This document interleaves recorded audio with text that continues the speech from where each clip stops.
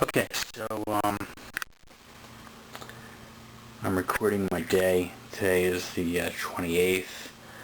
I'm obviously still loaded up with contusions inflicted by Anthony Tony Grove of Surrey, England, United Kingdom. A man who's 6'5", gray hair, 65 years old, thin, somewhat athletic build for his age, and certainly able to toss me around like a rag doll since he's at least a foot taller than me. Came from the doctor, had x-rays. The contusions are, or I should say bruises, starting to swell a bit, which I was told is to be expected before they come down. You can see this major bruise right here, which is a bit painful. I'm taking some minor pain medication which the doctor prescribed, nothing narcotic, but I guess about as strong as you can get without taking a narcotic. My eyes, a little bit, it's been sort of almost closed off. I've had to use my fingers to sort of open it to get some tears going, to moisten my eye and also to be able to see. And this little cut right here, it's really just dried blood residue from what was actually an open bleeding cut. And there was one other, it may not be visible in the video, but it was right about here, and it was also bleeding openly, just dripping blood. Now tonight's Friday, I suppose going into early Saturday morning, and this happened late Wednesday night. By late, I mean about 11 o'clock. I contemplated going to the emergency room, but in the end I decided to wait it out because I don't have health insurance, and I thought it would be a bad idea to run up, untold thousands, maybe tens of thousands. I don't know if that's an exaggeration. I think it can be easily done. Large thousands and thousands of dollars worth of bills in the emergency room. And so I decided to wait until the next morning to go see my doctor, and that's exactly what I did. So the next morning around, I don't know, I'm just going to say 11 a.m., but I'm not quite sure of the exact time, maybe around lunchtime, I went to see my own doctor. And he examined me. And he then referred me out to another physician for x-rays. I had the x-rays taken, brought the x-rays back to his office, and nothing's broken. There may be a minor chip up here, but that's expected to heal. It's a little bit sensitive. When I take a shower, I'm just mindful of, pressing on this area. I have to treat it very gently. My hope certainly is that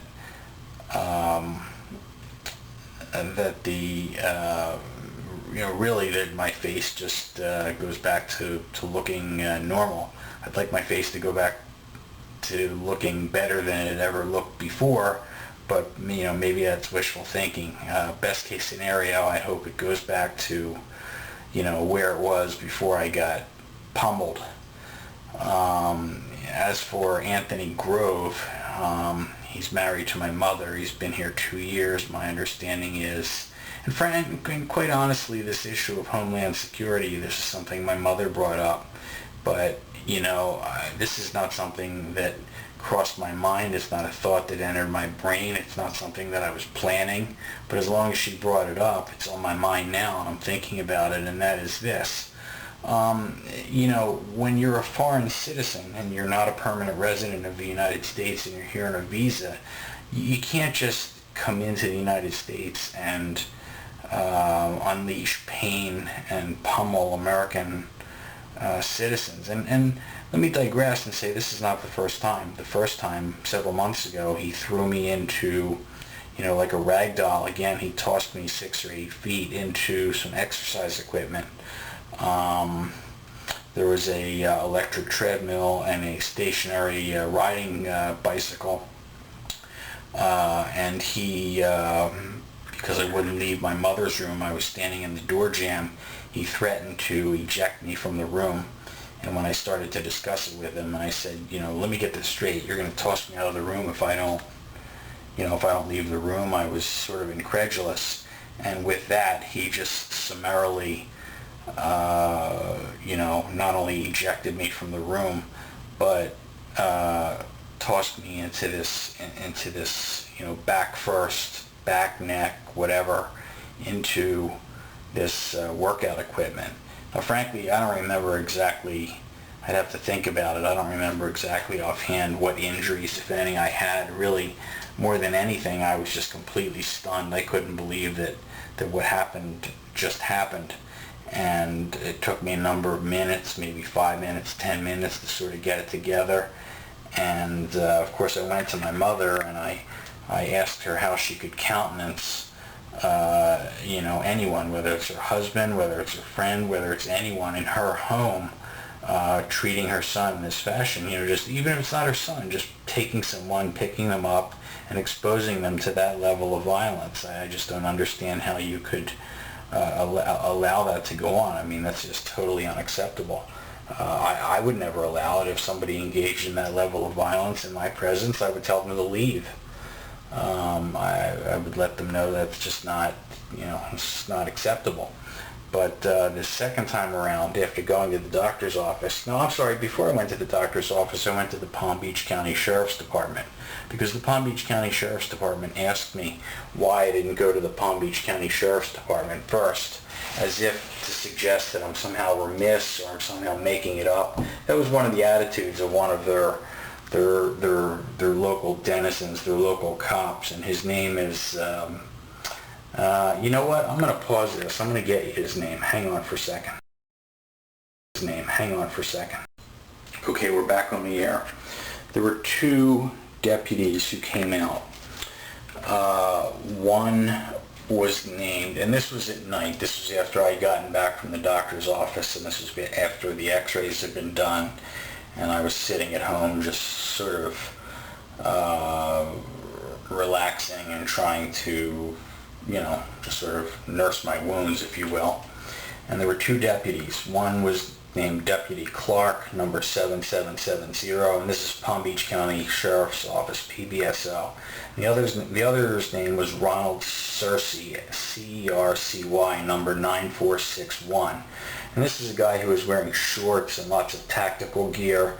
I think, I kind of got the impression that maybe he had been watching too many episodes of Cops, and he was sort of taking the whole thing to heart, because he had that sort of attitude where even if you're wrong and facts be damned, if you put on that certain sort of cop voice, that certain sort of faux authoritative voice, it suggests that you're in control and you know what you're talking about.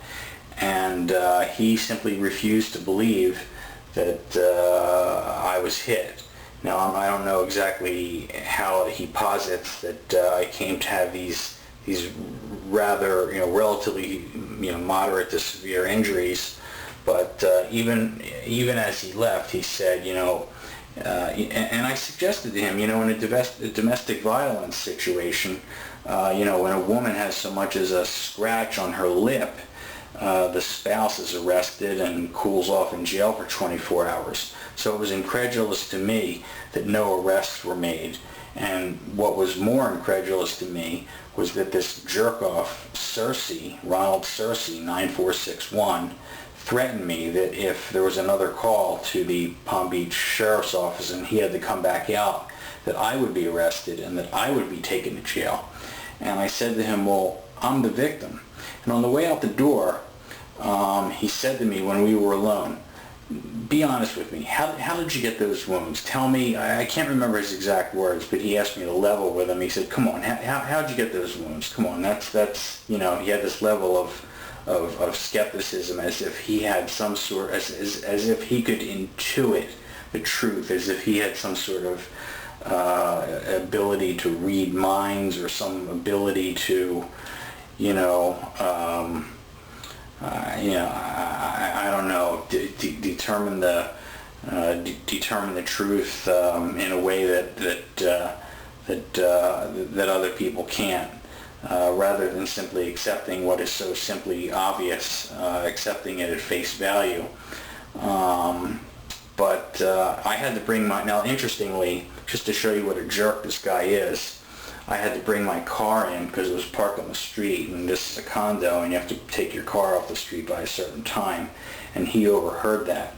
Well, he sat outside on the street about 5 houses down, parked with his lights out, and he waited and he waited and he waited, and he must have waited about 15-20 minutes. I knew exactly what he was going to do.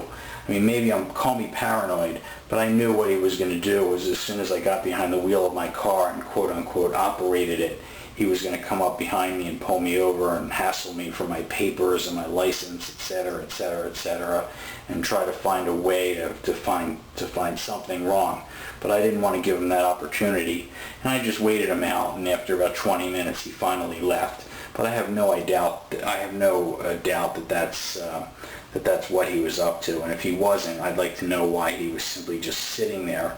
Particularly when I think his partner left. I think there were 2 different cars, but regardless, I'd like to know why he was just sitting there. I find it hard to believe that he was sitting there for a reason other than, and again, maybe I'm just paranoid, but I'm pretty sure that was the reason why he was just sitting there. The guy is a real jerk. So I went to internal affairs at I'm not going to be intimidated, and I'm not going to let this go just because some jerk off says that he doesn't believe me. Just because some child plays cop, that doesn't impress me in the slightest. And I went to internal affairs at PBSO, and I spoke with a sergeant.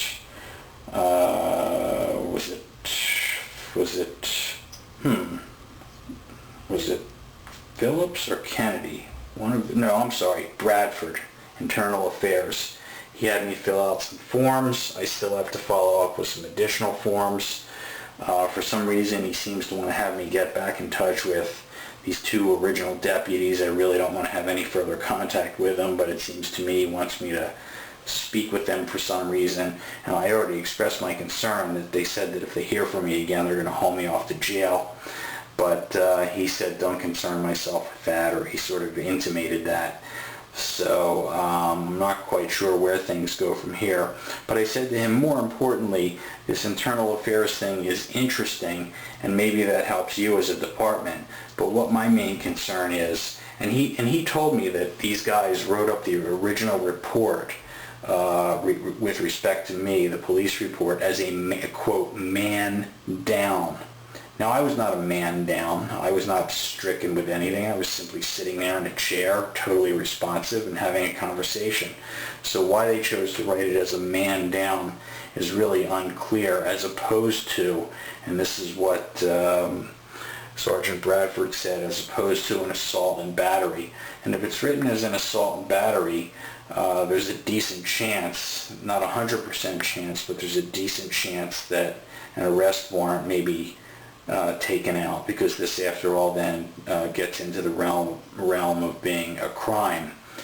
And there's a decent chance that Anthony Grove may be arrested.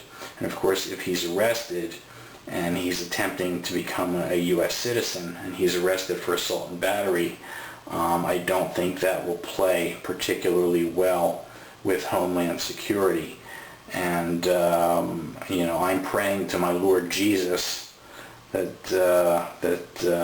things turn out that way, because I'd like to see this guy shipped back on the first boat to England and never see him set foot in the United States again. The United States has enough problems without a guy like that coming in and tossing U.S. citizens around like they're rag dolls. So there you have it. I'll keep you posted. Palm Beach Sheriff's Office. Let me give you some phone numbers in case you feel like calling and making some phony phone calls. I don't want to give you the wrong idea. Don't say it's my idea, but should you choose on your own to, want to call them and voice your own opinion, here are some phone numbers. Let's see. 561, area code 561-279-1650. That's 561-279-1650. Another phone number I have is area code 561-688-3035. That's 561-688-3035. You can find other phone numbers on the internet, but the two cops in particular are Deputy Clark 7770 and Deputy Ronald Searcy, CERCY, number 9461. Guy who wears shorts and lots of tactical gear and looks like he's, it's a really weird look. I mean, I don't know what he's dressing for, but it just struck me as he looked like something out of the TV show Reno 911. But anyway, alright, enough of that. Let's get to my latest project. I'm going to stop the tape and then I'm going to restart, or not the tape, the memory, and I'll restart on my latest project.